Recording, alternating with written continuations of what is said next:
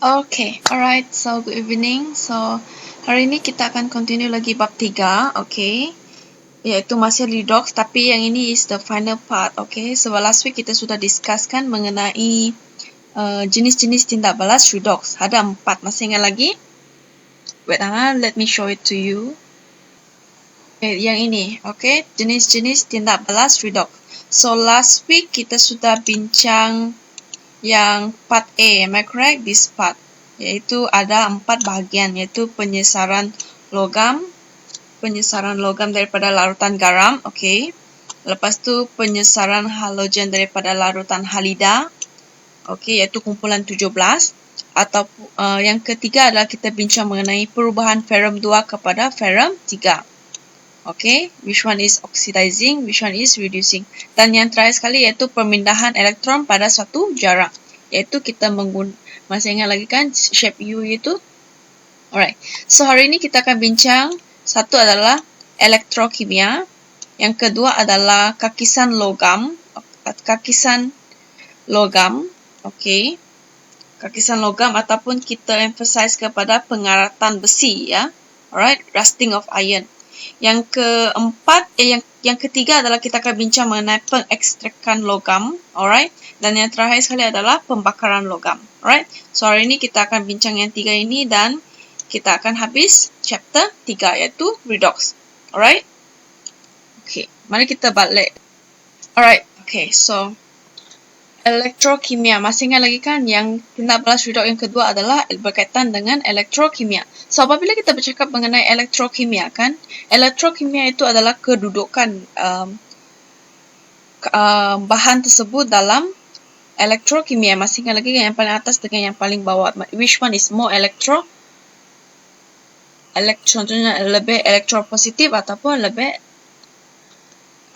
elektronegatif. Okay, so apabila kita bercakap mengenai elektrokimia, perkara yang sering kali dibincangkan adalah elektrolisis ataupun sel boltan. Okay? So, dalam ini, apa yang kita perlu pelajari adalah, satu, kita perlu menjelaskan dengan contoh proses pengoksidaan dan penurunan yang berlaku sewaktu elektrod dalam pelbagai sel kimia. Alright? Dan kita perlu satu pada pelbagai sel kimia, okay. Yang kedua, kita perlu membuat perbezaan antara sel elektrolisis dengan sel kimia dari segi struktur atau perubahan tenaga dengan pemindahan elektron, alright. Dan yang terakhir, kita membanding dan membezakan sel elektrolisis dengan sel kimia, okay, dari segi pengoksidaan dan penurunan. Alright, ini adalah elektrolisis, okay. This is diagram elektrolisis, okay. So dia ada elektrod. Okay, elektrod. Okay, sama ada anode ataupun cathode. Itu adalah elektrod. Dan dia ada electrolyte. Electrolyte itu adalah media. Okay, contohnya solution. So, dalam elektrolisis, anode dan cathode adalah berdasarkan kepada sel carrying, yaitu bateri. Okay, anode akan kehilangan elektron di mana dia mengalami pengoksidaan, dan cathode akan menerima elektron, yaitu mengalami proses penurunan. Okay, so this part kita akan compare dua benda, ya. Satu elektrolisis, satu lagi sel boltan. Okay, so elektrolisis dia punya elektrod adalah berdasarkan sel ring, bateri. Okay, anode, cathode. So kita tengok example. So tengok diagram yang pertama. Okay, so dia punya elektrod adalah karbon. Okay, karbon, ya. Dia punya electrolyte adalah dilute CO copper sulfate. Okay, alright, cuprum sulfate yang cecair. Okay, so apabila kita tengok ion yang hadir, okay, ion yang hadir dalam ini solution ini adalah, alright, kita ada copper 2 plus sulfate, okay, hydrogen dengan OH, alright, dalam solution ini, okay, yang cecair ini. So ini adalah ion-ion yang hadir dalam diagram 2, dalam diagram 1 ini. So ingat, anode dia akan mengalami pengoksidaan, okay, ingat tengok this one. anode, dia akan mengalami pengoksidaan. That means dia akan, anode, ingat dia akan mengalami pengoksidaan. Kalau pengoksidaan, elektron mestilah kehilangan. Okey? Manakala katot pula dia yang sebaliknya, okey? Di mana dia akan menerima elektron dan mengalami proses penurunan. So, kita list out the possible outcome of ion yang ada dalam solution ini. Okey? Cu sulfate dengan H2O. So, H2O adalah hidrogen dengan OH. Okey? Alright. So, anode dia akan kehilangan. Okey, kalau kehilangan dia mestilah yang negatif. Okey? So, dia either SO4 tu negatif ataupun OH negatif. Okey, SO4 atau OH negatif. Alright. So, kalau kita pilih, alright, which one yang akan attract, kita mesti pilih yang paling rendah. So, mestilah OH negatif. Alright. So, macam mana persamaan dia? Persamaan setengah, iaitu yang kita telah pelajari last week, iaitu, okey, ini adalah persamaan setengah yang telah kita seimbangkan. Okey. Yang ini kalau lupakan, boleh refer last week punya slide di mana saya telah beri yang ada elektronegatif punya itu. Masih ingat lagi elektropositif dengan elektronegatif kan? Which one is yang paling bagus, okay? Kalau elektropositif mestilah yang paling atas, yang elektronegatif mestilah yang paling bawah. Alright? So, ini persamaan setengah. Alright, you can refer to the previous slide macam mana penulisan persamaan setengah. Okay, bagi elektronegatif dan elektropositif. Alright? So, kesimpulannya adalah anode akan kehilangan elektron. Alright? Kita nampak di sini, persamaan di sini menunjukkan kita akan kehilangan 4 elektron. So, ini maksud ini akan mengalami pengoksidaan. So, katot pula yang akan menarik adalah yang positif, copper dengan hidrogen. So, copper and hydrogen. Yang terpilih adalah Cu2+. Okay, copper. Alright. So, persamaan setengah untuk copper, senang saja kan? Yang ini sudah kita buat last week. Okay, banyak sudah kita buat. Jadi, kesimpulannya, katot dia akan menerima elektron. Okay, itu adalah elektrolisis. Okay, elektrolisis. So, first thing, apabila soalan suruh kita list out the possible ion present. Okay, so, you just need to list everything, ya. Tulis saja. Okay. And then, make sure macam mana kita nak pilih anode dengan katot. Tengok mereka punya elektrokimia. Kedudukan mereka dalam elektrokimia. Sama ada elektropositif ataupun negatif. Okay. Refer to the table yang last week punya. Last week saya ada beri table dalam slide saya. Okay. So, ini adalah elektrovoltan. Sel voltan. Okay. Perbezaan dia dengan yang ini. Tengok. Okay. Satu dia pakai bakteri. Okay. Satu lagi dia pakai yang starting from G. Okay, nanti ya. Yaitu galvanometer. Okay, galvanometer ataupun voltmeter. Okay, galvanometer ataupun voltmeter. This one, saya ada introduce galvanometer dengan voltmeter dekat previous slide last week punya. Okay, waktu kita discuss pasal pemindahan elektron pada satu jarak. Yang ada YouTube itu, masih ingat lagi? YouTube itu? Ada lagi, masih ingat lagi kan? Yang pasal YouTube itu. Ya. Lepas tu ada G. So, actually, they are using the same meter. Okay, galvanometer. Alright. Okay, tengok. Dia menggunakan dua jenis logam. Iaitu zinc dengan magnesium. Alright, dan dia punya electrolyte adalah zinc sulfate. So, terminal negatif dikenal pasti berdasarkan kedudukan yang lebih tinggi dalam elektrokimia. Okay, kedudukan dalam elektrokimia. So, terminal positif pula dikenal pasti berdasarkan kedudukan yang lebih rendah dalam elektrokimia. So, kalau anda lupa siri elektrokimia, ini adalah siri elektrokimia. Okay, so tengok Kalau negatif, kedudukan dia yang paling tinggi, okay? Semakin tinggi dia, kedudukan dia dalam itu, dia adalah the possible for negatif, okay? Semakin rendah dia adalah calon untuk terminal positif, okay? So, tadi zinc dengan magnesium kan? Zinc dengan magnesium. So, zinc dengan magnesium, which one is more higher? Mestilah magnesium. Okay, sebab kedudukan dia paling atas kan? Kedudukan dia paling atas. So, magnesium lebih tinggi kedudukan dia dari berbanding zinc, maka dia adalah terminal negatif. Okay, dan zinc automatic jadi terminal positif. Alright? How? Refer to the definition. Mana satu terminal. Okay? Tadi kita tahu anode dan cathode berdasarkan selektri, betul? Sekarang ini terminal dia berdasarkan kedudukan dia. Okay? Semakin tinggi kedudukan dia dalam siri elektron negatif, maka dia adalah possible choice for our terminal negatif. Semakin rendah di dalam kedudukan siri elektron negatif, elektrokimia, maka dia adalah calon untuk terminal positif. Right? So this is the table. Ini table saya ada beri last week juga. Okay, ini. Alright, this is for your reference. So, okay. Kita guna contoh yang sama tadi zinc dengan magnesium, okay? So, terminal negatif, okay. Kita dah tahu magnesium lebih tinggi berbanding zinc. Jadi, magnesium akan berada pada terminal negatif. Okay? So, Mg2+. Alright? Ini adalah persamaan setengah untuk magnesium. Alright? Jadi, berdasarkan persamaan setengah ini, kita boleh konkludkan dia apa? Mestilah kita bercakap pasal mengenai elektron dia, betul?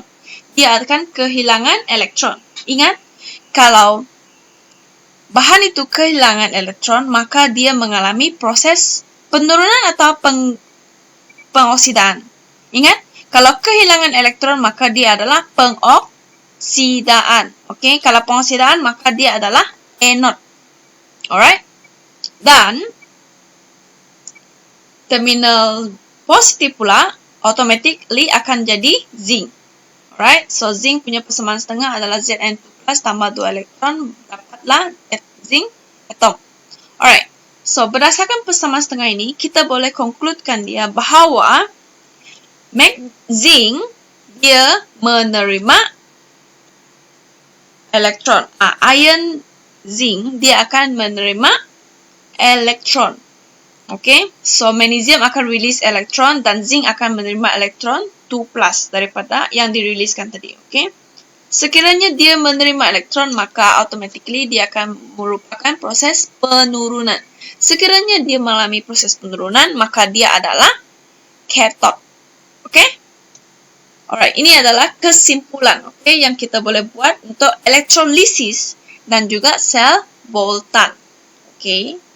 So, elektrolisis, anode dia akan kehilangan elektron. Okay? Anode akan kehilangan elektron. Dan cathode pula akan menerima elektron. Okay? Dan sel Voltan pula, terminal negatif akan kehilangan elektron. Maka dia juga dikenali sebagai anode. Okay? Dan terminal positif akan menerima elektron dan dia juga dikenali sebagai cathode. Alright? Kesimpulannya, anode, kalau dia adalah terminal, kalau dia adalah elektrod dia adalah, elektrod itu adalah yang dia punya itu contohnya ini adalah dia punya diagram tadi, elektrod dia adalah yang ini. Okay? This one is electrode. Okay? Terminal electrode. So, elektrod dia adalah, kalau elektrod dia adalah anode kan, maka dia akan kehilangan elektron. Tapi kalau elektrod dia adalah cathode, maka dia akan menerima elektron. So, anode release elektron dan cathode akan receive elektron. Okay? Itu adalah roughly about electrolysis dengan elektron. Okay? Alright. Mari kita teruskan kepada yang ketiga, yaitu kakisan logam. Okay? Dalam kakisan logam, apa yang kita perlu ketahui adalah, satu, kita perlu menyatakan syarat. Apakah syarat-syarat dalam pengaratan logam? Okay? Corrosion, okay? Or rusting. Okay? Apakah maksud kakisan logam? Okay? Definition dia. Okay? Dan kita perlu menerangkan proses pengeratan dari segi pengoksidaan satu, dan satu lagi proses penurunan. Yang keempat, kita perlu menjana idea untuk mengawal, okey? Mengawal pengeratan dengan menggunakan logam lain. Contohnya kita boleh replace, okey? Satu logam di atas untuk mengawal pengeratan tu daripada berlaku. Dan kita perlu menjelaskan dengan contoh kegunaan logam yang lebih elektropositif, okey, dalam mengawal kakisan logam. Ini adalah cara-cara mengawal, ya. Kita gunakan logam yang lebih elektropositif. Dan kita perlu yang terakhir sekali adalah kita menerangkan dengan contoh, okey, contoh. Contoh apa itu? Contoh logam, ya. Itu kegunaan logam yang kurang elektropositif dalam mengawal kakisan logam. Okey? Ada dua, ya. Ada dua. So, kita tanpa membuang masa, mari kita teruskan. Ini adalah definition dia. Kakisan logam bermaksud pengoksidaan logam. Okey.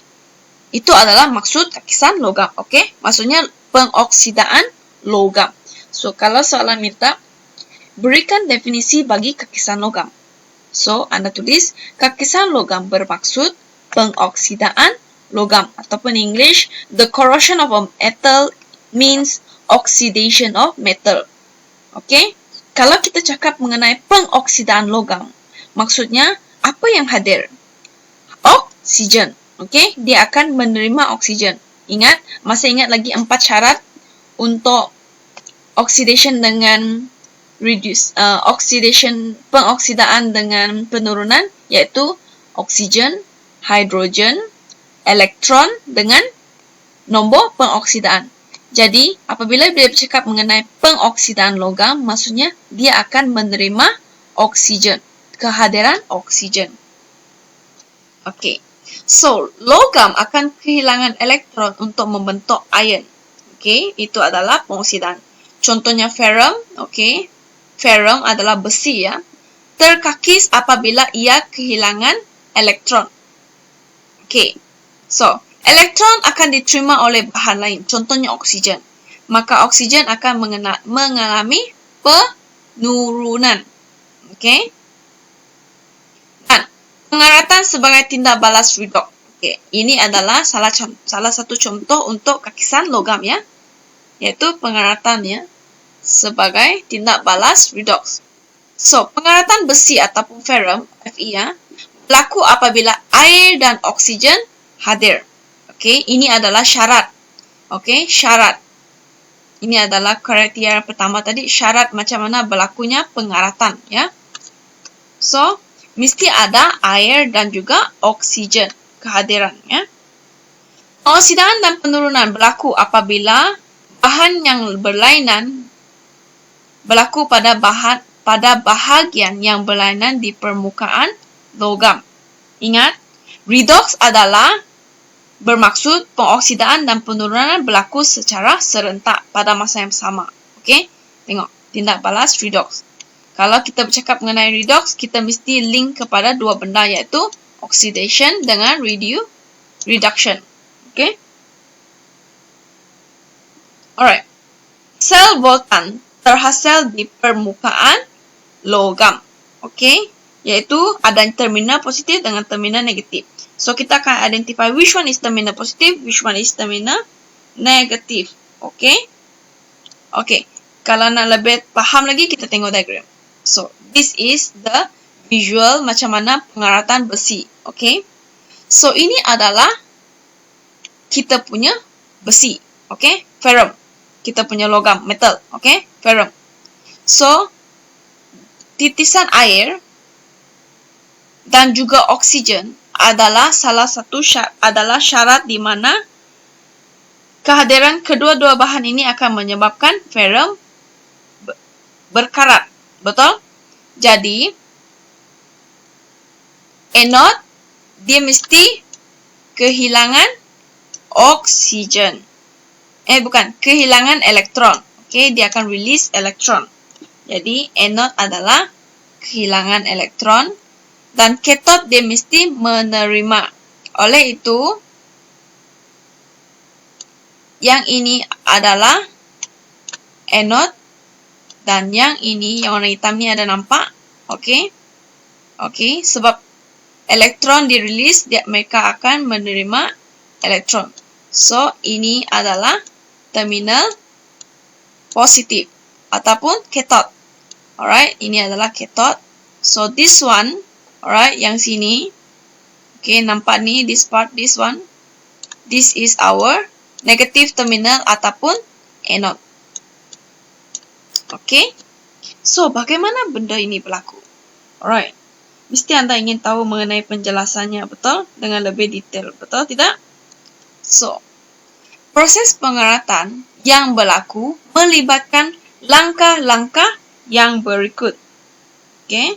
Dia ada beberapa langkah yang anda perlu ketahui. Ada 4. Okay. Yang pertama, pengoksidaan. Okay. Okay. Pengoksidaan. Maksudnya, dia akan kehilangan. So, siapa yang kehilangan? Atom ferrum. Okay. This one. Okay. Alright. Yang ini. Ini adalah logam. Okay.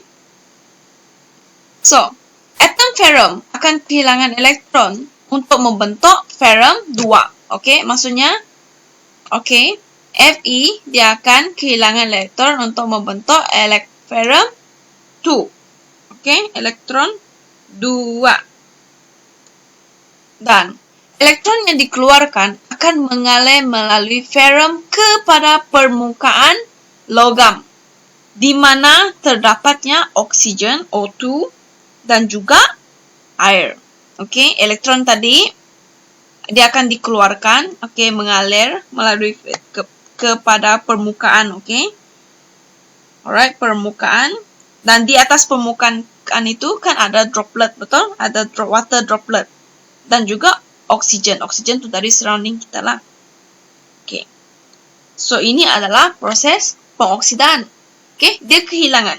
Sekiranya ada proses pengoksidaan, mesti ada proses penurunan juga. So, elektron-elektron daripada ferrum akan diterima oleh oksigen. Okey, bukan air akan terima, tapi oksigen yang akan terima. Okey, oksigen. Ini adalah persamaan setengah for what has happened. Oksigen tambah dengan water akan tambah 4 elektron, dapatlah hydroxide. Okay. So, tadi kita dah cakap apabila pengoksidaan dan penurunan berlaku kan pada permukaan yang berlainan, okay, berlaku pada bahagian yang berlainan dekat logam kan, sel voltan akan terhasil, betul? Di permukaan logam. Ingat lagi yang pertama tadi yang saya cakap ini. Okay, yeah, this one. Okay. Alright. So, ada air dengan oksigen kan? Maka pengoksidaan dan penurunan berlaku pada bahagian yang berlainan. Okay. Pengoksidaan dalam logam, penurunan di atas permukaan logam. Maka, sel voltan akan terhasil di permukaan logam. So, kita dah tengok satu proses yang pertama iaitu pengoksidaan dan proses yang kedua adalah penurunan. So, sekarang ini dia akan proses yang ketiga adalah pembentukan. Pembentukan apa? Pembentukan sel voltan. Okey? Kerana ada terminal positif dengan terminal negatif. Alright. Pembentukan sel voltan. Tempat berlakunya pengoksidaan adalah di kutub negatif sel voltan. Okey? Ingat lagi ya. Tadi saya dah explain clearly about which one is anode, which one is cathode. Kalau kutub negatif, kutub tu ataupun kita boleh katakan dia terminal pun boleh, terminal negatif. Okey, mana satu terminal negatif, mana satu terminal positif. Okey. Tempat berlakunya penurunan adalah di kutub positif sel voltan. Okey? Alright? So, which one? So, kita tahu ferrum tu dia mengalami pengoksidaan. Dan oksigen dia mengalami penurunan. Oleh itu, ferrum 2+ akan bergerak. Okey, ion ferrum, ion ferrum iaitu Fe2+ akan bergerak dari kutub negatif kepada positif untuk melengkapkan litarnya. Okey, kutub positif kepada kutub negatif kepada kutub positif. Maksudnya daripada anode pergi ke cathode. Alright, anode kepada cathode. Dia mesti lengkapkan satu litarnya ya, yaitu daripada anode ke cathode. Lepas itu, kalau dia bergerak, maka kita akan dapat satu tindak balas persamaan ion, tindak balas redox. Ingat tadi persamaan setengah. Yang ini adalah persamaan setengah yang pertama. Ini adalah persamaan setengah yang kedua. So, persamaan setengah yang oxidation dengan reduction ini, dia akan menghasilkan satu persamaan ion bagi tindak balas redox. Saya sudah cakap tadi kan, tindak balas redox bermaksud oxidation dengan reduction akan berlaku secara serentak. Kenapa darab 2 di sini? Kerana di sini ion di 4, betul? So, ion di sini 2 saja. Jadi, untuk menyamarkan ion dia, mestilah kita darab everything with 4. Maka with 2. Jadi, ini akan dapat 2 ferrum. Ini akan dapat 2 ion ferrum. Ini akan dapat 4 elektron. So, this one we can eliminate. Maksudnya, yang ini akan beri 4 elektron. Ini akan terima 4 elektron. So, next thing, combine just everything. Combine saja everything. This is our ionic equation. Ini adalah ionic equation kita. Alright. Ionic equation ini berlaku sewaktu pembentukan sel Voltan. Selepas pembentukan sel Voltan, mestilah berlakunya proses pengaratan. Betul tidak? Sebab pengaratan dia perlu ada air dengan oksigen. Sebelum pengaratan berlaku, mestilah pengoksidaan dan penurunan berlaku. Untuk melengkapkan proses penurunan dan pengoksidaan ini, mestilah ada satu sel Voltan terbentuk di permukaan logam. Selepas tindak balas redox ini berlaku, maka pengaratan akan berlaku. Jadi, ini adalah proses pengaratan. So, ferrum 2 plus tadi dengan ion hidroksil tadi, dia akan bergabung ya. Ferrum 2 ion dengan hidroksil dia akan bergabung. Hydroxide dia akan bergabung untuk membentuk ferrum 2 hidroksida. Ferrum 2 hidroksida. Ini ada ion ferrum.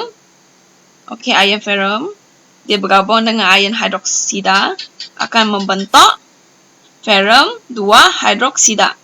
So, this is the equation.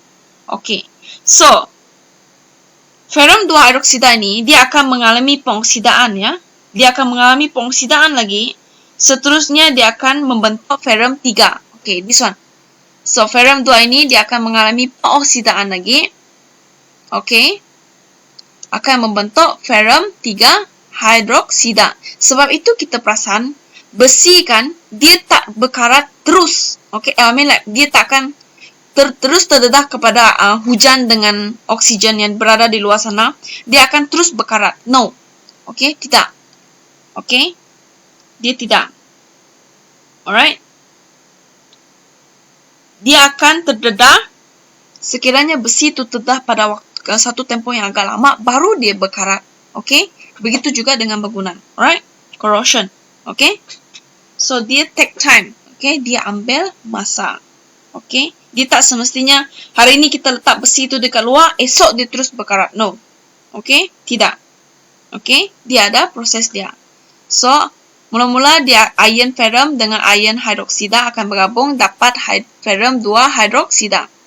Lepas itu ferrum 2 hidroksida ini mestilah dia mengalami proses pengoksidaan lagi. Di mana kalau kita bercakap mengenai proses pengoksidaan, maksudnya dia akan terima hidrogen dan juga water.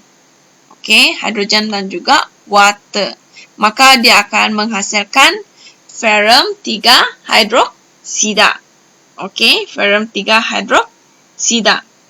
So, ferrum 3 hidroksida kemudiannya ini baru dia berkarat. Barulah dia berkarat. baru dia berkarat. So, karat itu kita gelarkan dia sebagai ferrum 3 oksida terhidrat. Okay.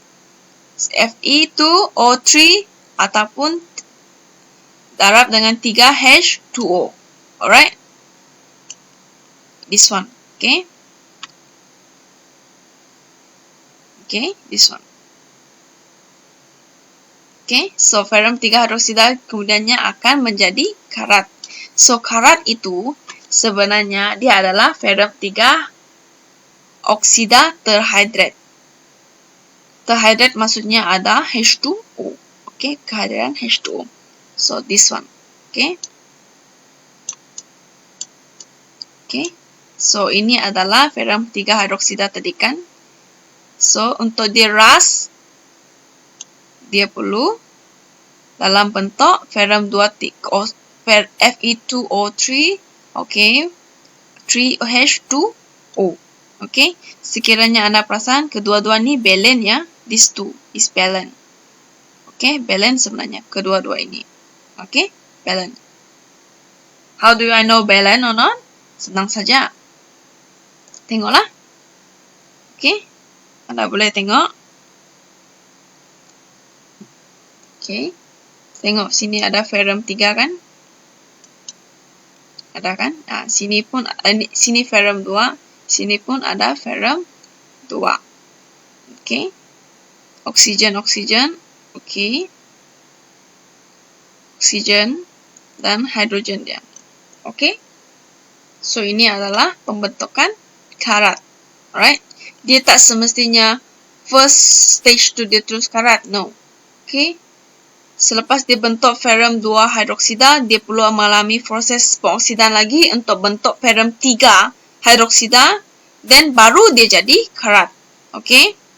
Kalau soalan tanya, what is rust? Rust is a ferrum 3 hydrated ferrum 3 oxide. Okay? Hydrated ferrum 3 oxide. Alright? Okay. So, macam mana kita nak menghalang karat itu? First, kita kena tahu karat adalah bahan yang rapuh. Okay? Ianya akan jatuh terlerai. Okay? Mendedahkan permukaan besi ataupun ferrum yang belum terkarat kepada oksigen dan juga air. Okay? Ini menyebabkan proses pengaratan akan berlaku sehingga tiada lagi besi ataupun permukaan besi yang terdedah. Sebab itu, apabila besi itu kan, contohnya anda ada satu besi, okay, satu besi.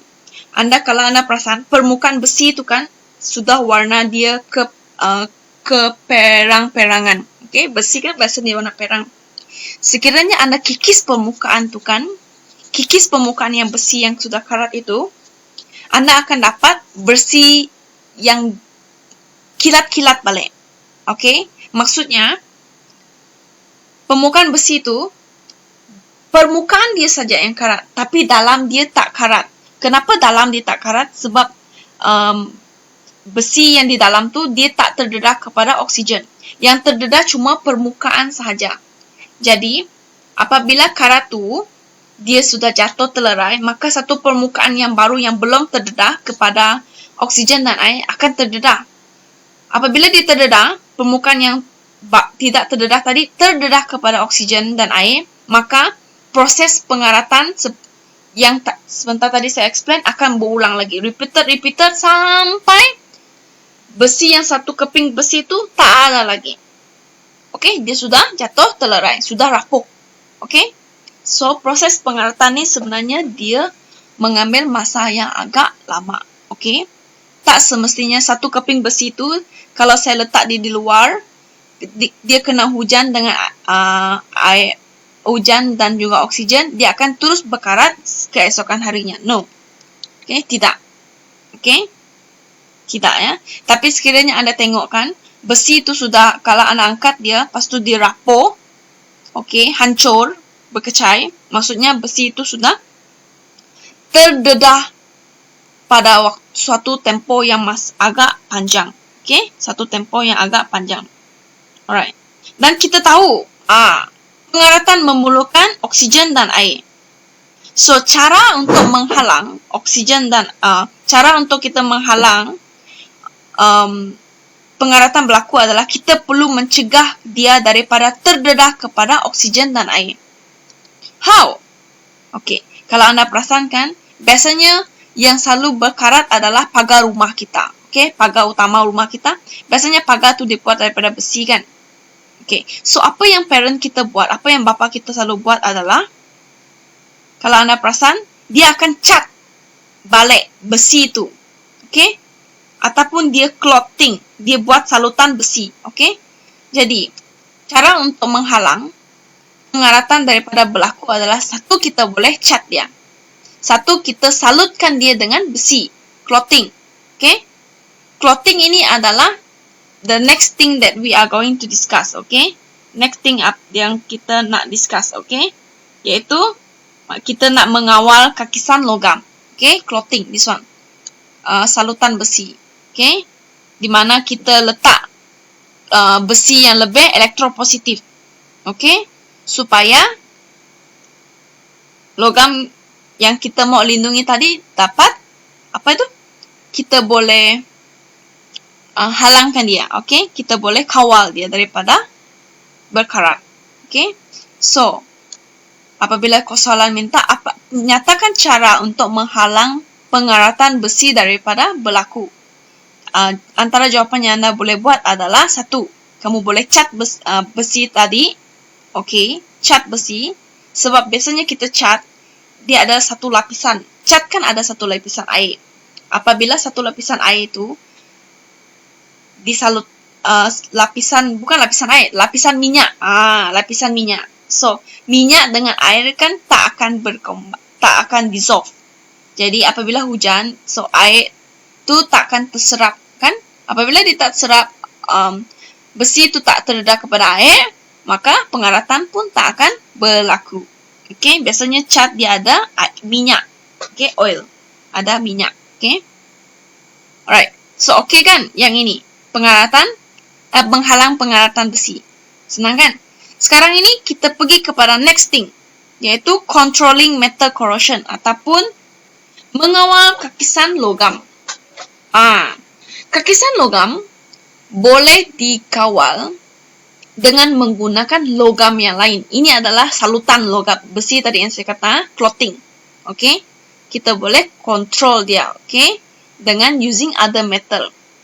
Untuk mengawal logam daripada kakisan atau corrosion, kita boleh guna logam yang lebih elektropositif daripada logam yang ingin kita lindungi.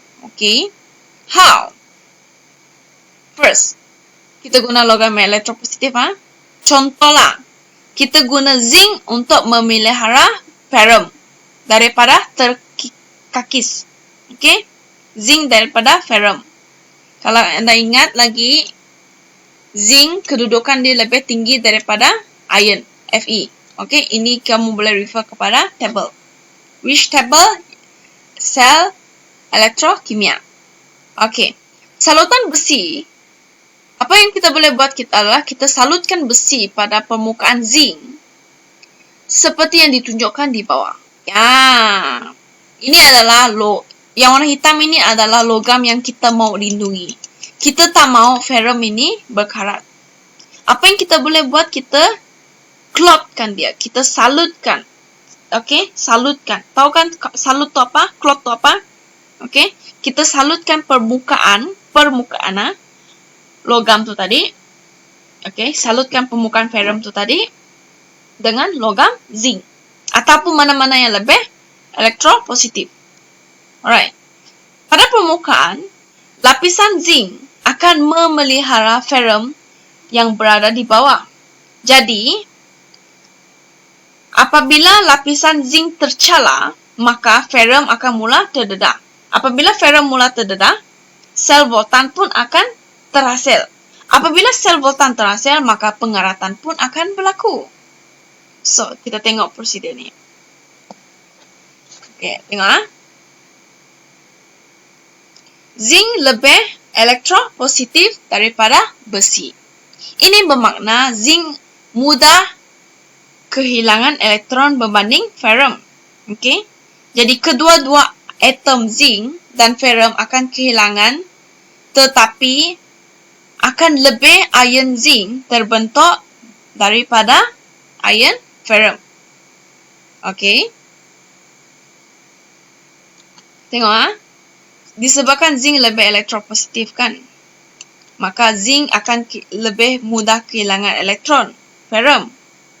Jadi apabila mereka kedua-duanya kehilangan atom, okey, zinc dengan ferrum, mereka dua-dua akan kehilangan elektron sebenarnya. Tetapi zinc ion dia akan membentuk lebih banyak berbanding ion ferrum.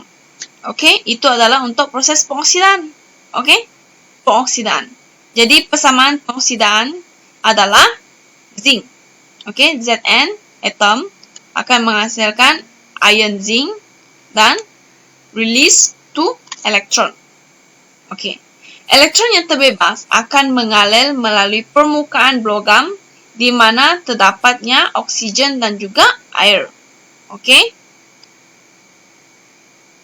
Dan kedua adalah penurunan. Penurunan kita tahulah yang terima elektron tu tadi automatically will be oksigen. Okey, tak ada benda lain yang akan menerima elektron. Okey, selain oksigen. Okey. Jadi sebahagian daripada elektron-elektron juga diterima oleh ferrum. Ini. Okey. Sebahagian elektron-elektron juga akan diterima oleh ferrum 2. Okey, untuk membentuk ferrum balik. Okey. Apabila dia membentuk ferrum balik, ini boleh membalik atau membatalkan kakisan besi tersebut. Okey. So dia akan reverse. Okey. Walaupun ferrum tadi dia release release elektron, tetapi ferrum tu juga akan menerima lebih elektron yang selebihnya. Apabila diterima elektron daripada ion, dia akan menjadi atom. Okey? Ion ferrum dia akan membentuk ferrum balik. Okey? Jadi apabila dia bentuk ferrum balik, maka tidak ada berlaku, ataupun kita boleh cakapkan dia membalik ataupun kakisan tu tadi akan terbatal. Sebab kita tahu apabila ferrum dia kehilangan elektron, elektron tu tadi biasanya diterima oleh oksigen. Tetapi apabila kita salutkan dia dengan zinc ataupun logam yang lebih elektropositif, zinc dengan ferrum tadi dengan logam tu tadi, dia akan release elektron. Tetapi ferrum tu tadi dia akan terima sebahagian daripada elektron yang direleasekan tadi. So, apabila dia dari ferrum dia jadi ion ferrum, tapi apabila diterima elektron dia akan jadi ferrum balik. So, ibarat macam tak ada berlaku satu kakisan. Alright? Nothing happen. Okay? Sebab elektron yang direlease tadi dia dapat balik. Okay? Contohnya direlease 2+, dia akan dapat 2+ back. Okay?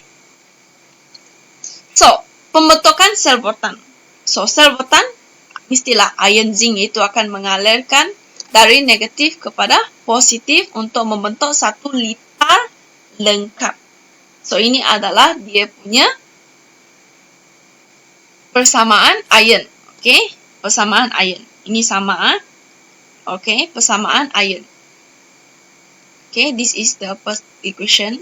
Tadi di sini adalah ferrum, betul kan? Kalau yang corrosion punya tadi di sini adalah yang terlibat adalah ferrum. Tapi apabila kita salutkan dia dengan ion yang logam yang lain, maka tindak balas terhadap ferrum yang ingin kita lindungi tak akan berlaku. Jadi ferrum tak akan berkarat, tetapi kita boleh melindungi dia daripada berkarat. Oleh itu, untuk memelihara logam, besi, daripada kakisan, gunakanlah logam yang lebih elektropositif daripada logam yang ingin kita pelihara. Okay? Contohnya, zinc. Okay, untuk kita protect ferrum, kita boleh pakai zinc. Okay? So, ini actually they just replace, okay? Sepatutnya corrosion dia berlaku kepada ferrum. Tapi disebabkan kita klotkan dia dengan zinc, maka yang berlakunya tindak balas tu tadi bukannya ferrum tetapi zinc. Okey? Zinc ya. Tadi kita guna logam yang lebih elektropositif, betul? Yang lebih elektropositif. Sekarang ini kita guna logam yang kurang elektropositif. What that mean by kurang elektropositif? Mestilah kita contohnya. Kita salut ferrum tu tadi dengan logam yang kurang elektropositif. Contohnya stannum. Okey? Stannum. Okey? Contohnya tin. Okey? Kalau saya cakap stannum mungkin tak faham. Tapi kalau saya kata tin mungkin anda lebih faham. Alright. So, apa yang kita perlu lakukan? Pada permukaan, lapisan stannum tu tadi akan memelihara ferrum yang di bawahnya. So, apabila stannum tu tadi tercela, contohnya zinc tadi tercela, sel voltan pun akan terhasil. Maka dia boleh melindungi ferrum tu tadi. Okey? So, kita tengok macam mana dia. Okey. Proses berikut akan mengambil bahagian. Alright. So, ini adalah kita punya logam. Ferrum, Dan ini adalah stannum. Okey. Kedudukan stannum kan lebih rendah berbanding ferrum. Okey. Alright, macam mana dia berlaku? Mestilah proses pengoksidaan. Sama saja. Okey. Sama saja. Proses pengoksidaan. Ferrum yang lebih elektropositif daripada stannum, stannum akan kehilangan elektron lebih mudah berbanding stannum. Tadi kan zinc lebih mudah kehilangan elektron berbanding ferrum kan? Sekarang ini ferrum lebih mudah kehilangan elektron. Kenapa? Sebab kedudukan dia. Semakin elektropositif dia, semakin mudah dia kehilangan elektron. So, atom stannum juga kehilangan elektron, tetapi ion ferrum lebih banyak terbentuk. So, ini adalah persamaan setengah untuk pengoksidaan. Okey, di mana ferrum yang akan mengalami proses pengoksidaan. Jadi, okey, anda lihat di sini. Elektron-elektron akan diterima oleh oksigen. Okey, oksigen yang berada di surrounding akan diterima oleh oksigen. Sebahagian elektron-elektron akan diterima oleh ion stannum. Okey, ion stannum. So, ini menggalakkan atom, menggalakkan atom ferrum kehilangan lebih banyak elektron dengan lebih cepat. Oleh itu, kakisan besi dengan ataupun ferrum akan berlaku lebih cepat. Semakin cepat ferrum kehilangan elektron, semakin cepatlah dia terhakis ataupun berlakunya karat. Okey? So, pembentukan botan. Pembentukan botan. Ini sama saja. Ini adalah proses yang pertama tadi yang saya explain tu tadi. Ion ferrum dengan ion hidroksida akan membentuk ferrum 2 hidroksida. Kemudian dia akan teroksidas lagi daripada ferrum 2 hidroksida, dia akan jadi ferrum 3 hidroksida. Kemudian dia akan menjadi karat, iaitu hydrated ferrum oxide. Okey? Hydrated ferrum oxide ataupun bahasa Melayunya kita gelarkan dia sebagai ferrum 2 ataupun kita gelarkan dia sebagai kita gelarkan dia sebagai ferrum 2 ferrum 3 oksida terhidrat. Okey. Ferrum 3, ferrum 3 bukan ferrum 2, ferrum 3 oksida terhidrat. Okey? Ferrum 3 oksida terhidrat. Okey. So, apabila ferrum 3 oksida terhidrat, apa yang akan berlaku adalah kita boleh konkludkan dia sebagai logam yang kurang elektropositif akan mencepatkan proses kakisan logam. Okey, kenapa? Sebab apabila elektron logam tu kurang elektropositif kan, dia menyebabkan mana satu logam semakin kurang elektropositif logam tersebut, semakin kuranglah ion yang akan terbentuk. Maka yang lebih positif tu akan release more elektron. Okey, dia akan membebaskan lebih banyak elektron. Oleh itu, sekiranya kita mau plotkan, okey, kalau kita nak salutkan dia, adalah kita pilih logam yang lebih elektropositif berbanding logam yang kurang elektropositif. Kenapa? Sebab yang elektropositif kita boleh lindungi logam tu. Tapi kalau logam tu kurang, maka satu, bukan saja dia tidak melindungi, kedua, dia akan mempercepatkan lagi proses corrosion berlaku. Kenapa saya cakap lebih cepat corrosion berlaku? Kita tengok eksperimen nombor 3 ni. This one. Sebagian elektron-elektron juga akan diterima oleh ion yang lebih rendah tadi. Okey, mana-mana ion logam yang lebih rendah. Ini menggalakkan ferrum ataupun besi yang ingin kita lindungi tadi kehilangan lebih banyak elektron dengan lebih cepat. Okey, dia akan membebaskan lebih banyak elektron berbanding logam yang lebih rendah tadi. Apabila lebih banyak elektron yang terbebas daripada ferrum, maka kakisan logam akan berlaku dengan lebih cepat. Okey? In conclusion, konklusi yang kita boleh concludekan daripada ini adalah apabila kita nak guna clothing, okey, kita buat salutan logam, which one is more suitable? Mestilah logam yang lebih elektropositif. Macam mana kita nak tahu logam tu lebih elektropositif? Mestilah kedudukan dia dalam elektrokimia adalah lebih tinggi daripada ferrum. Dia adalah kedudukan dia. Yang atas lebih positif, yang bawah lebih negatif. Right? Okay? Okay kan? Kalau saya cepat, boleh refer kepada notes. Okay? Slide yang saya berikan. Alright. Tadi, sewaktu kita baca senarai semak, kita sudah tengok, kita tengok checklist. First, tadi kita perlu mengatakan syarat, betul? Apa syarat dia? Kehadiran oksigen dengan air. Apa maksud kakisan logam? Dia adalah pengoksidaan logam. Okey?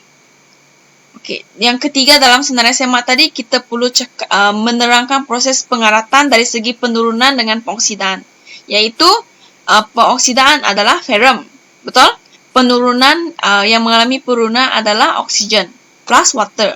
Okey? Itu kita dah discuss. Lepas itu, kita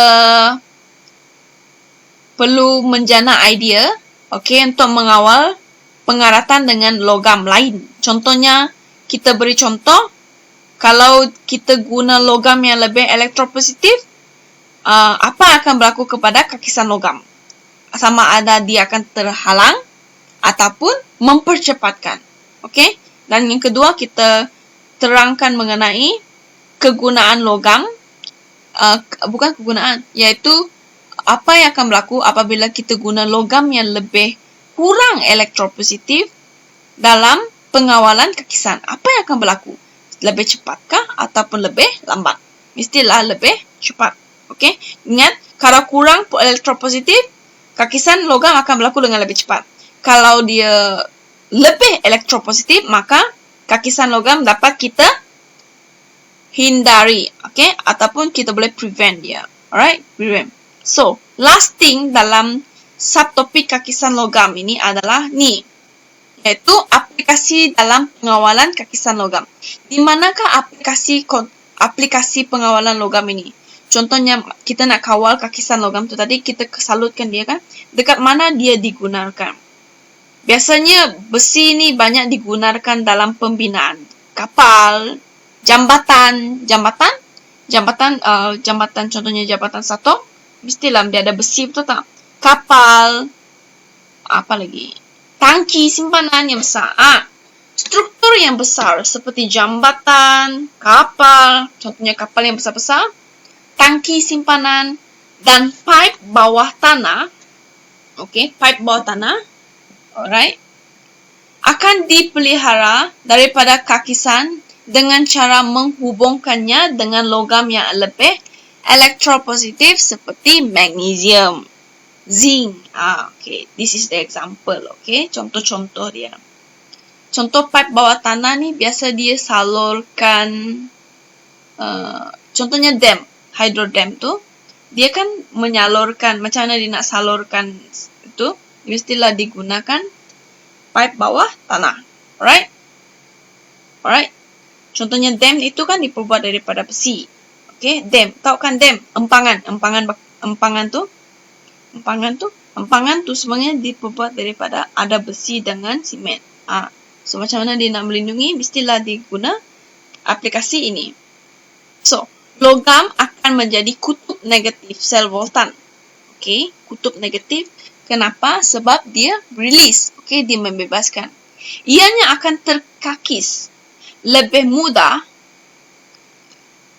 Dia akan mudah terkakis kerana lebih mudah teroksida. Apa maksud teroksida? Maksudnya dia terima elektron, oksigen. Okay, terima oksigen.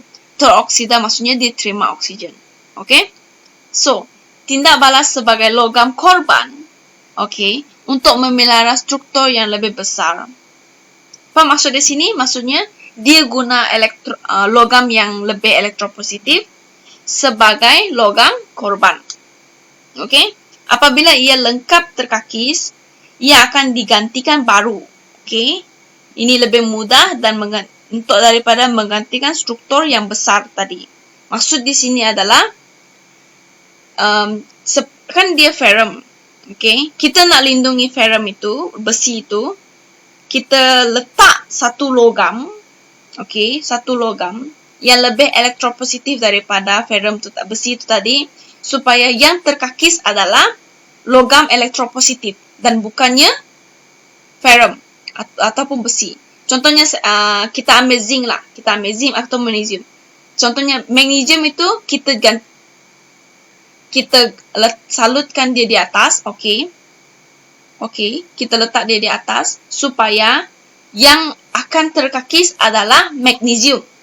Okey, dan bukannya ferrum. Kenapa? Sebab ferrum dengan magnesium lebih elektropositif. Apabila dia lebih elektropositif, dia akan cenderung untuk membebaskan elektron yang lebih berbanding ferrum. Apabila dia cenderung untuk membebaskan lebih banyak elektron berbanding ferrum, maka ion magnesium akan terhasil lebih banyak berbanding ion ferrum. Okay? So, dia repeat tadi apa proses yang kita bercerita mengenai pengaratan yang ini. Kita repeat balik proses yang ini, iaitu yang ini. This part. Okay, this part. Okay?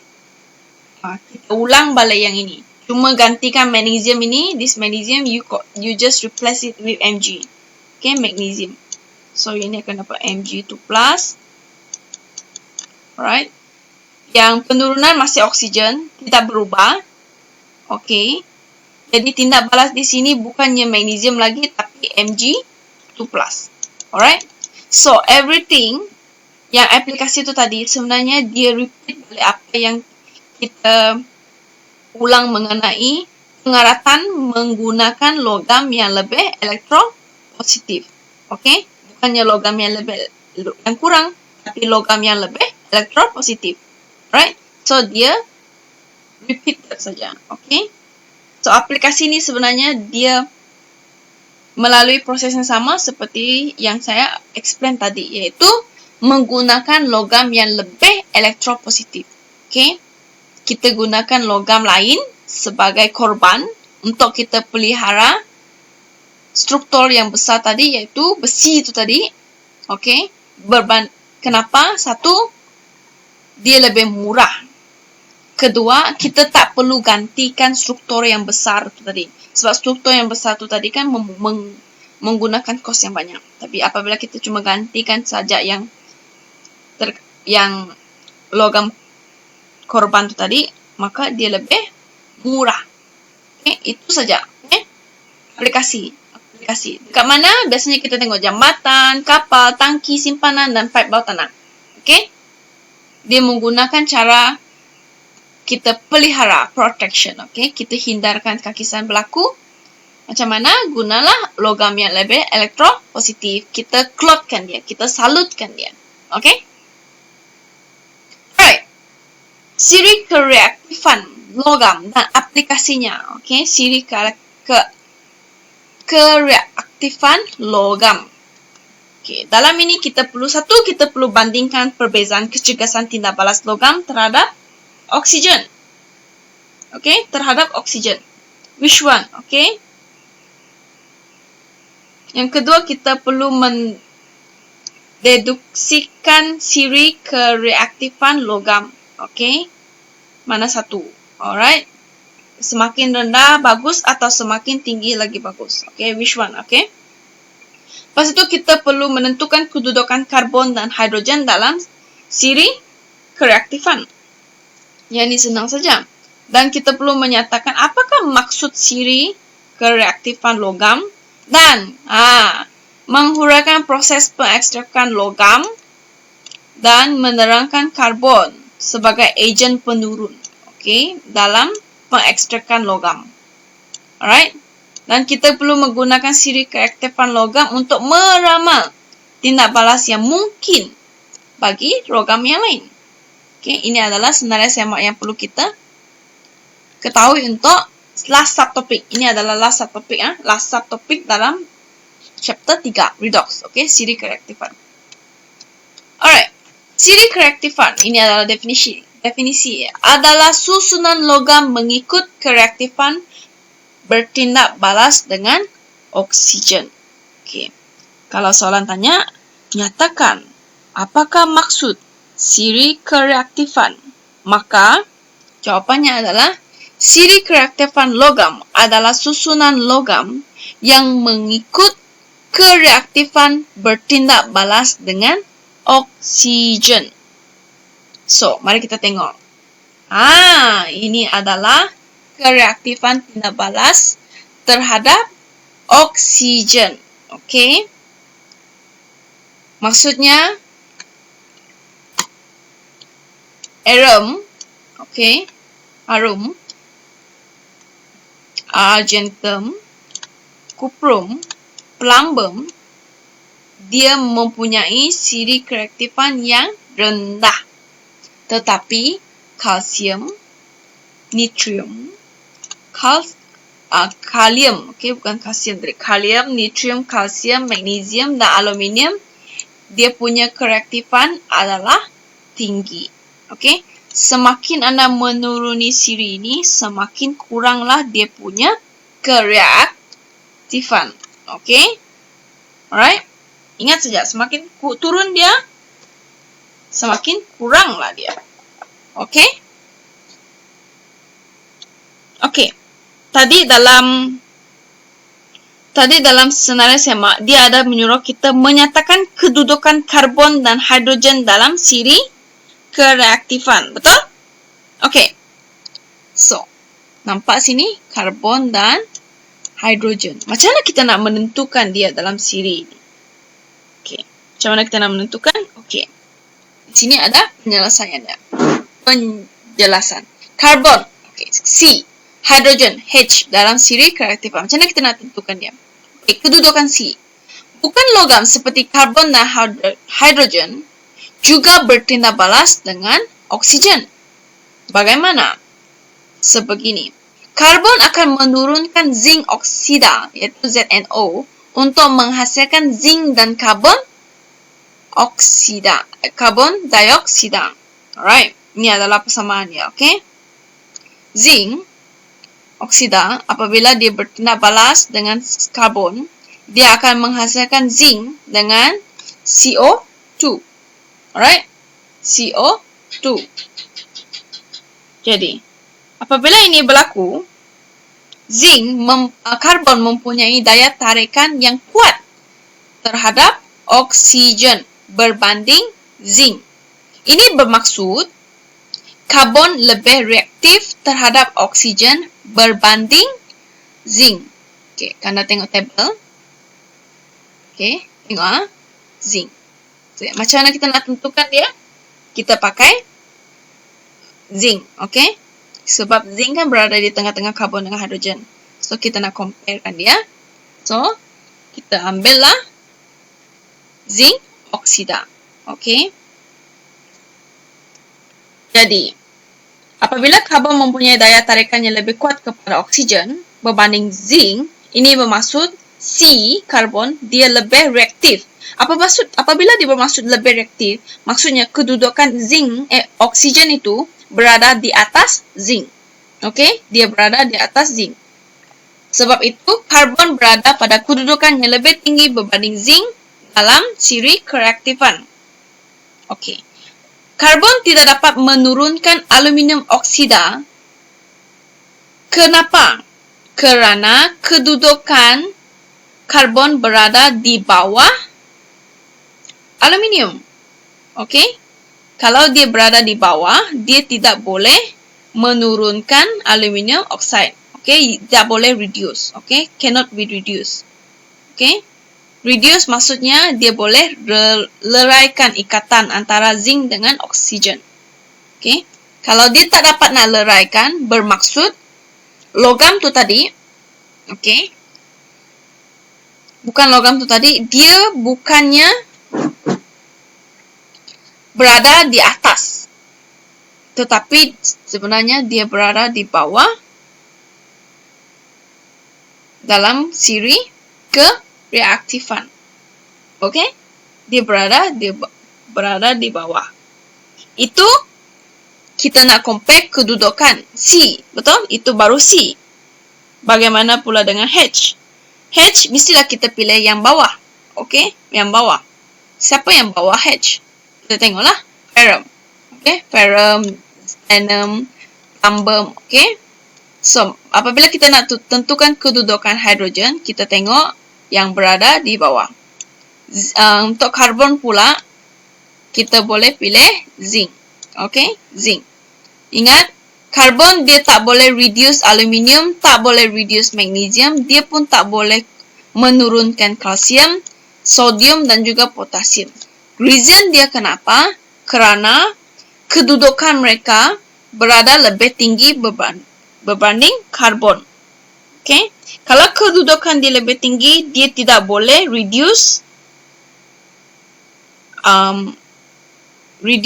the metal. Okey, dia tak boleh reduce metal tersebut. Okey, dia tak boleh reducekan metal tersebut. Alright. Sekarang kita sudah tengok karbon. Mari kita tengok hidrogen. Proses hidrogen dia lebih kurang sama sebenarnya. Berbanding sama saja. Yang bezanya cuma dengan siapa kita comparekan dia. Okey? So, ambillah contoh ferrum. So, hidrogen boleh menurunkan ferrum 2 oksida. Okey, untuk membentuk ferrum dan air. Kenapa? Kenapa? Mestilah kenapa? Sebab kedudukan ferrum berada di bawah hidrogen. Okey? Maksudnya hidrogen dia boleh reduce ferrum, stannum, plumbum, cuprum dengan argentum. Tetapi dia tak boleh turunkan zinc oksida. Kenapa? Kerana zinc dia berada di atas hidrogen. Okey, hidrogen berada di bawah zinc, zinc berada di atas hidrogen. Dalam siri kereaktifan logam. Okey, logam. Hidrogen tidak boleh menurunkan zinc oksida, itu ZNO, dan kerana hidrogen berada di bawah zinc. Tetapi dia boleh menurunkan ferrum 2 oksida. Kenapa? Kerana hidrogen tadi berada di atas ferrum. Okey? Senang saja. Kalau kita nak tahu metal tu boleh reduce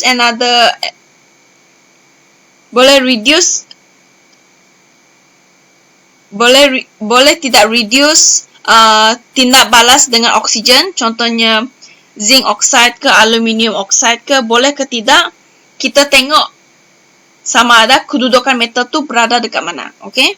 Dekat mana, okey? Contohnya kalsium oxide, siapa yang boleh reducekan kalsium oxide? Hanyalah potasium saja. Kenapa? Sebab potasium saja yang berada dekat atas sodium. Kalsium oxide, potasium dengan sodium saja. Kenapa? Sebab potasium dengan sodium berada di atas.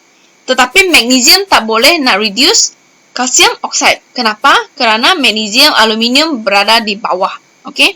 Dia mesti logam yang berada di atas, baru dia boleh reduce tindak balas dengan oksigen. Okey? Selagi dia berada di bawah, dalam siri kereaktifan logam, maka dia tak boleh reduce. Ingat saja, kalau logam tu berada di atas, okey, kedudukan dia berada di atas, berbanding tindak balas berbanding dengan logam yang bertindak balas dengan oksigen, maka dia boleh reduce. Tetapi kalau logam tersebut berada di bawah logam yang bertindak balas dengan oksigen, maka dia tak boleh reduce. Okey, ingat. Atas, kalau kedudukan dia di atas, dia boleh reduce. Kalau dia di bawah, dia tak boleh reduce. Okey? Itu adalah macam mana kita nak mengenal pasti kedudukan hidrogen dengan karbon. Okey, hidrogen dengan karbon. Okey, kita pergi kepada pengekstrakan. Pengekstrakan besi ataupun iron dan stannum. Stannum tu tin. Ferrum dan stannum boleh didapati daripada bijinya. Okey, ferrum daripada hematif iaitu FeO, ferrum 3 oksida. Okey, iaitu Fe2O3. Okey, ferrum 3 oksida. Ataupun stannum daripada kasiterat. Okey, kasiterat iaitu stannum 4 oksida. Okey, so ini dia daripada biji dia. Okey, so macam mana kita nak ekstrakkan dia? Senang saja. Okey, kita keluarkan dia.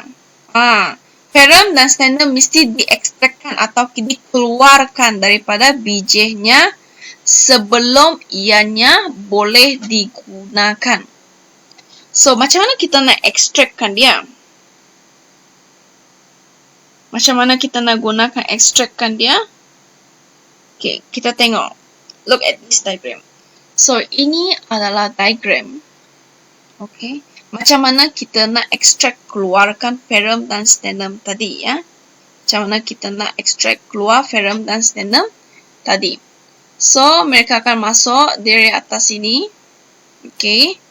Dan pemanasan akan berlaku. Okay. Hot water. Right? Pemanasan akan berlaku. So, guna karbon.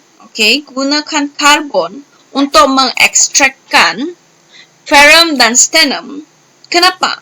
Kerana karbon mempunyai daya tarikan yang lebih kuat terhadap oksigen. Okey, apabila karbon tu lebih ingat balik siri kereaktifan tu C karbon dia berada lebih kuat. Okey. Alright. So, dia boleh mengeluarkan oksigen daripada ferrum 2 oxide dan juga stannum 4 oksida. Okay. So, kita guna karbon.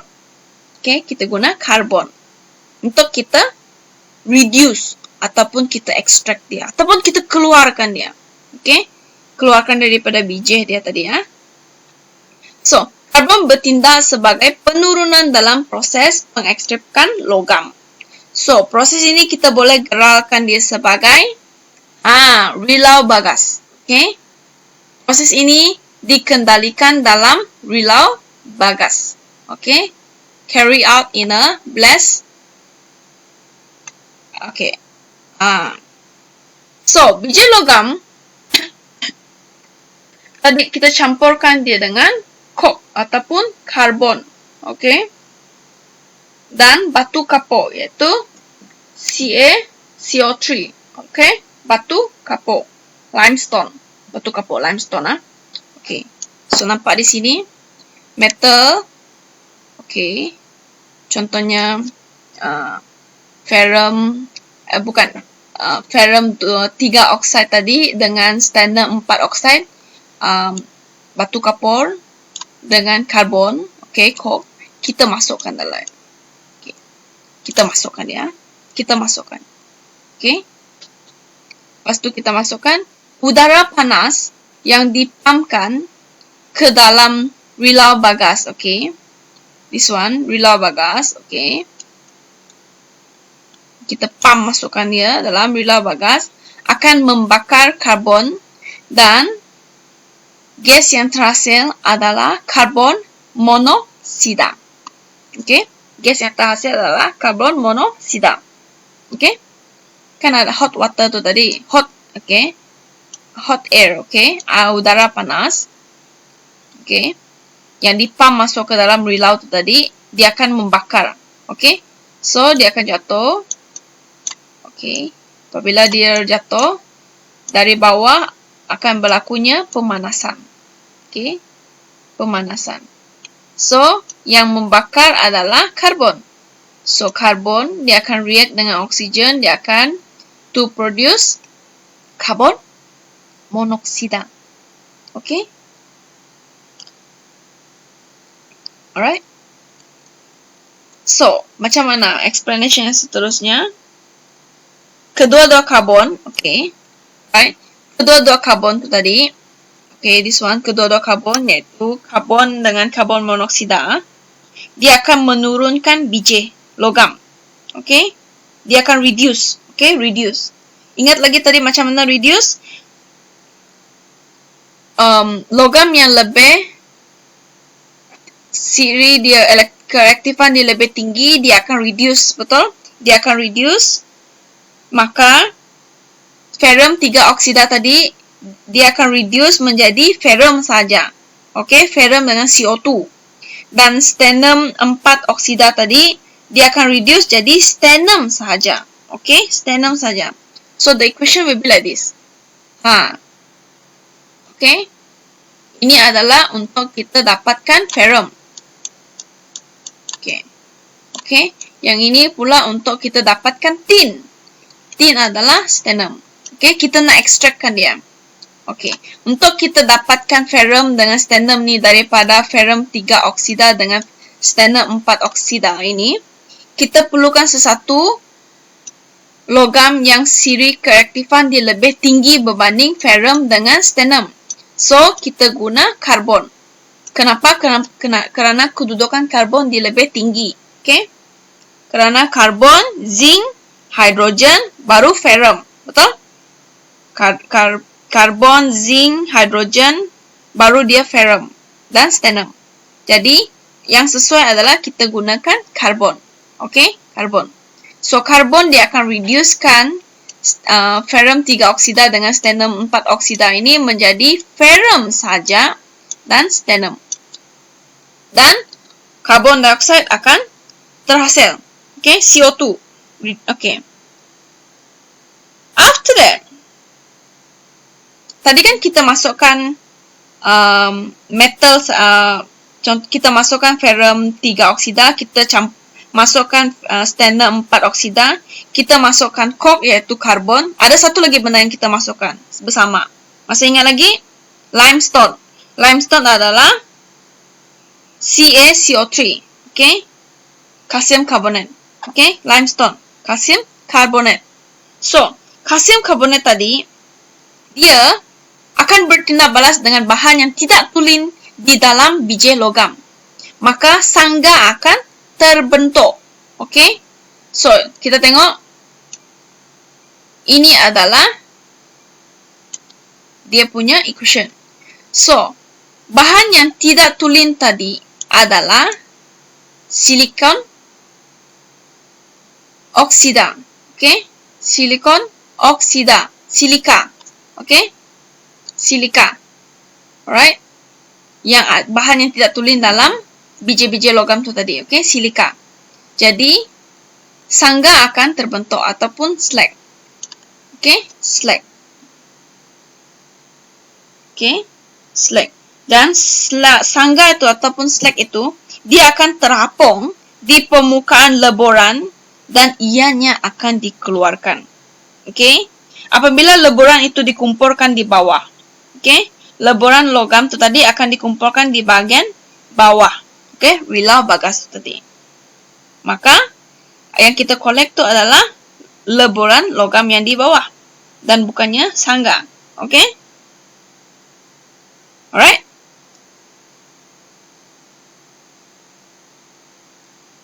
Okey. Kalau anda tengok ini diagramnya. Okey? So, molten iron akan dikeluarkan dari bawah ini dan slag akan dikeluarkan daripada sini. Okey? Alright? So, yang mendap tu tadi adalah logam, iron. Dan slag ini adalah yang terhasil apabila kalsium karbonat dia react dengan silika. Okey? Apabila dia bertindak balas, react, okey? Bertindak balas dengan bahan yang tak tulen. Okey? Contoh bahan impurity adalah silika. Okey? Ini adalah explanation dia. Okey? So, sangga akan terapung di pada permukaan leboran dan ianya dikeluarkan. Leboran logam dikumpulkan pada bawah bahagian rilau bagas. This one. This one. Okay. Ada nampak hose ini. So, ini akan mengalirkan leboran logam. Yang ini pula akan mengalirkan sangga tadi. Okay. Kenapa? Kerana sangga dia terapung. Dan logam dia akan mendap. Okay. Itulah cara-cara kita mengekstrakkan ferrum dengan stannum. Okay. So, kita perlu, yang terakhir sekali tadi dalam senarai SMA adalah kita perlu meramal tindak balas untuk yang melibatkan logam-logam yang lain. So, kita kena meramalkan. Tadi kita cuma gunakan ferrum dengan stannum. Betul. Sekarang ni cuba kita fikir. Bagaimana dengan yang lain? Okay. Okey, logam yang lebih reaktif dengan oksigen mempunyai daya tarikan yang lebih kuat berbanding daya tarikan yang kuat terhadap oksigen. Contohnya potasium, okey, potasium, sodium, kalsium. Mereka ini adalah yang lebih positif, mereka ada tarikan yang lebih kuat kepada oksigen. Betul? So, ia akan boleh menarik oksigen di dalam oksida logam yang kurang reaktif. Contohnya, oksida logam yang kurang reaktif adalah contohnya logam yang saya ambil adalah sodium. Okey, jadi logam yang kurang reaktif adalah magnesium oxide ataupun aluminium oxide. Okey. Jadi sodium tu tadi boleh reduce aluminium oxide untuk menghasilkan aluminium sahaja. Plus CO2. Okey, dia boleh reduce metal tu tadi metal oxide, okey. Dia boleh reducekan metal oxide tu dengan syarat dia mesti lebih dengan syarat kedudukan dia mesti lebih reaktif. Okey. Contohnya contoh. Contohnya magnesium lebih reaktif terhadap oksigen daripada zinc. Okey. Apabila zinc dipanaskan dengan zinc oksida, ia boleh menarik oksigen daripada zinc oksida itu tadi untuk menghasilkan zinc dengan magnesium oxide. Okey, apabila magnesium ni dihitkan dengan zinc oxide, oksigen ini tadi dia akan ditarik oleh magnesium kerana magnesium lebih tinggi reaktifnya terhadap oksigen berbanding zinc. Maka zinc tu tadi dia akan kehilangan oksigen dan terhasilnya zinc. Okey. Dan juga magnesium oxide. Okay. Alright. Logam pada kedudukan tinggi dalam siri kereaktifan logam akan menarik oksigen daripada oksida logam yang mana logam tersebut berada di kedudukan yang lebih rendah dalam siri kereaktifan logam. Okay. Okay. So, the key point here ni, anda mesti hafal siri kereaktifan logam.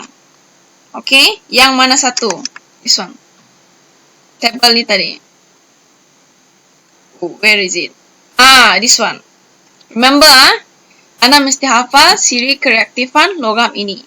Sebenarnya siri kereaktifan logam ini, actually dia sama saja ya. Alright. Sama saja dia dengan yang siri elektrolisis tu, siri kimia tu tadi. Okay. Cuma yang bezarnya adalah kehadiran karbon dan juga hidrogen. Itu sahaja. Okay, itu sahaja. Okay, kalau Anda hafal siri elektrokimia kan, Anda akan perasan karbon dengan hidrogen actually tak ada dalam siri elektrokimia. Okay, siri elektrokimia tadi yang kita discuss pasal mana satu yang lebih cenderung untuk derma elektron. Okay, yang lebih cenderung derma elektron. Kalau Anda hafal siri elektrokimia, Anda just ingat bahawa karbon dengan hidrogen dia terletak di atas dan bawah zinc. Okay, zinc dia berada di bawah karbon dan zinc pula berada di atas hidrogen. Okay, untuk memudahkan Anda hafal. Okay, so tak perlulah Anda perlu hafal siri elektrokimia. Lepas tu Anda tak perlu hafal siri kereaktifan ini. Okay, Anda hafal satu, alright, iaitu siri elektrokimia. Dan Anda ingat macam mana kedudukan karbon dengan hidrogen tadi. Iaitu kita pilih zinc. Okay, zinc oksida. Okay, okay, oksida logam zinc. Kita pilih oksida logam zinc.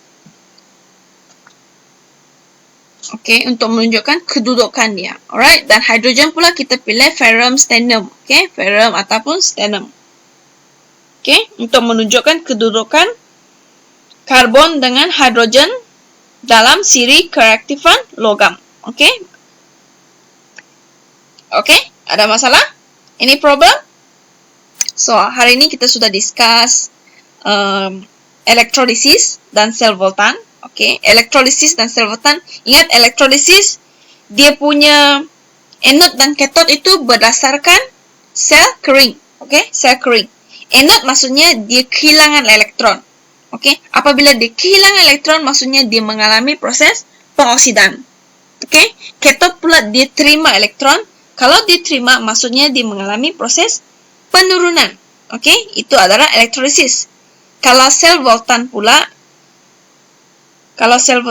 dia bercerita mengenai terminal positif dengan terminal negatif. Okay, terminal positif dengan terminal negatif. So, macam mana kita nak tahu which one is terminal positif, which one is terminal negatif? Senang saja. Terminal negatif dia kehilangan elektron. Macam mana kita nak tahu which one yang kehilangan elektron? Kita refer kepada siri elektrokimia tu tadi. Okay? Semakin menurun dia pada siri elektrokimia, semakin cenderung dia untuk menderma elektron. Okay? Donate. Dan elektropositif pula dia terima. Okay? Terima. Kalau Anda confuse kan, Anda boleh terus kepada kesimpulan yang tadi ya. Kesimpulan untuk elektrolisis dan voltan.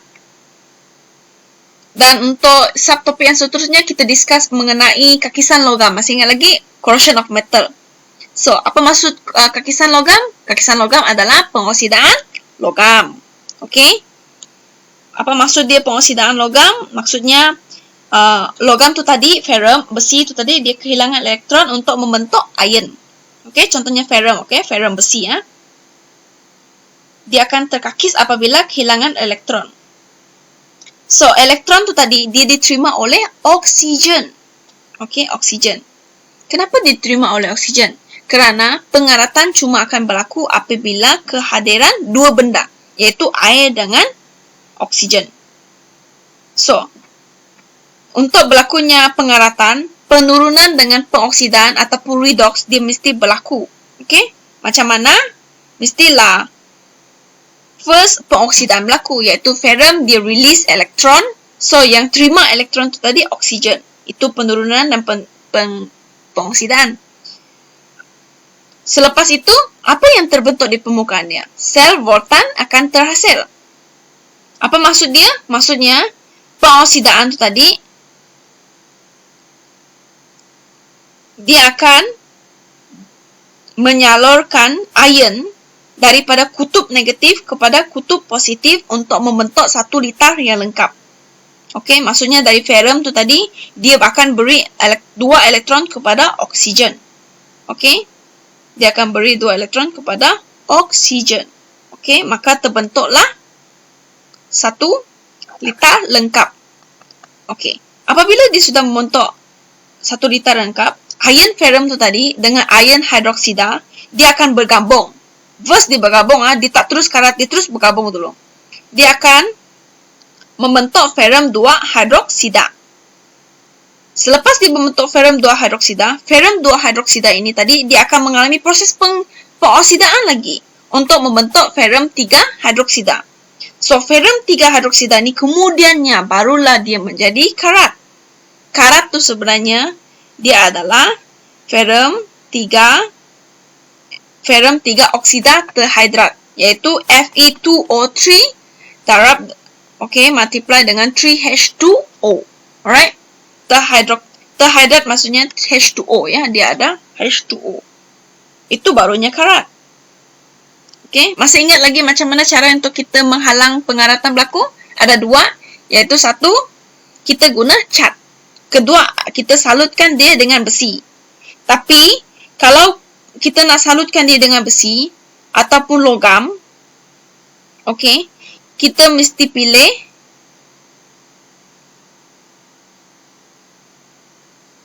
kalau kita nak salutkan dia dengan logam yang lain, kita mesti pilih logam yang lebih elektropositif supaya kita boleh membatalkan proses apa? Supaya ferrum tadi, walaupun dia release 2 elektron, dia akan terima balik elektron dia untuk membatalkan proses apa? Siapa masih ingat? Anyone? Yes, membatalkan. Dia akan membatalkan proses kakisan daripada ferrum. Maka yang terkakis tu cuma logam yang lebih elektropositif berbanding ferrum. Maka tak ada berlakunya pengaratan. Maka pengaratan boleh dihalang. Okey? Kalau anda salah guna logam, anda guna logam yang lebih elektropositif, dia bukan sekadar menyebabkan pengaratan berlaku, tetapi dia akan menyebabkan proses pengaratan berlaku dengan lebih cepat. Kenapa? Kerana dia akan meriliskan lebih banyak elektron berbanding logam yang kurang elektropositif tadi. Okey? Yang seterusnya dalam kakisan logam adalah kita discuss mengenai aplikasi, betul? Aplikasi. Aplikasi ni kita boleh lihat pada struktur yang besar lah, yang besar. Okey? Contohnya jambatan, kapal, yang kita bincangkan tadi. Okey? Dia akan gunakan satu logam korban untuk pelihara struktur yang kita nak lindungi tadi. Okey? Contohnya dia pakai magnesium. Okey? Untuk lindungi ferrum. Okey? Dan ini adalah siri kereaktifan. Okey? Ini yang kita telah bincang tadi. Macam mana siri kereaktifan dia. Okey? Dan macam mana kita nak menentukan karbon dengan hidrogen. Okey? Kita cuba reducekan dia. Kalau dia boleh reduce metal oxide tu tadi, maka kedudukan lebih tinggi. Kalau dia tak boleh reduce, kalau dia tak boleh menarik oksigen itu kepada diri dia sendiri, maka kedudukan dia adalah lebih rendah. Okey? Semakin tinggi kedudukan dia dalam siri kereaktifan, semakin kuat daya tarikan dia kepada oksigen. Okey? Kalau dia rendah kedudukan dia berbanding metal oksida tu tadi, maka reducing tak akan berlaku. Okey? Tak akan ada apa-apa tindak balas yang akan berlaku. Okey? So, ini adalah hidrogen. Kita sudah bincang tadi. Ini adalah cara-cara pengekstrikan ferrum besi dengan stannum. Dia mesti dari bijihnya. Ingat, bijih dia adalah hematif ataupun ferrum trioksida ataupun kasiterat ataupun stannum 4 oksida. Okey? So, dia dikeluarkan. Dia menggunakan rilau bagas. Ya, rilau bagas. Okey, this is rilau bagas. So, 3 benda tu tadi kita masukkan limestone, coke ni C ya. Metal ini adalah yang 2 tu tadi saya kata ferrum 3 oksida dengan ferrum 4 oksida. Ini adalah metal core dia. Okey, dimasukkan bersama-sama. Jadi udara panas akan membakarkan karbon dioksida. Karbon tu tadi untuk menghasilkan karbon monoksida. Okey. So, kalsium karbonat iaitu limestone dia akan bertindak balas dengan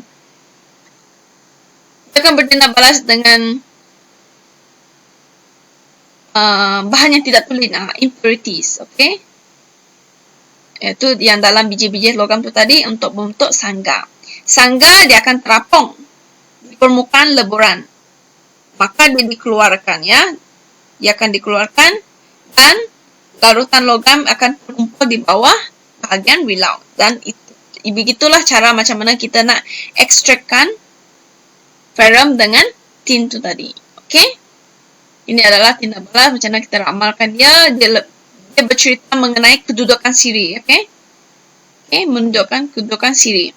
Kedudukan logam yang lebih tinggi dalam siri kereaktifan logam akan menarik oksigen daripada oksida logam yang mana logam tersebut berada pada kedudukan yang lebih rendah daripada siri kereaktifan logam. Okey? So, actually topik ini mudah saja, okey? Yang penting satu, kita banyak baca atau kita perlu baca sendiri ataupun kita fahamkan sendiri macam mana proses itu berlaku, okey? Okey? Kerana pengekstrakan logam ini kita tak boleh nak lakukan dia, okey? Tapi kita boleh study dia. Alright? So, ada masalah? Ada question? Anything? Before I end? Ada question? Kalau ada, boleh soalkan dalam grup. Kalau tak ada, maka anda boleh buat latihan, lengkapkan dan hantar seperti biasa. Nanti saya semak, saya hantar balik kepada anda. Okey? So, kalau tak ada apa-apa lagi, itu saja untuk kelas kita pada hari ini dan kita telah habis chapter 3. See you guys next week untuk new chapter. Okay? Bye. Thank you for listening. Have a nice day. Goodbye.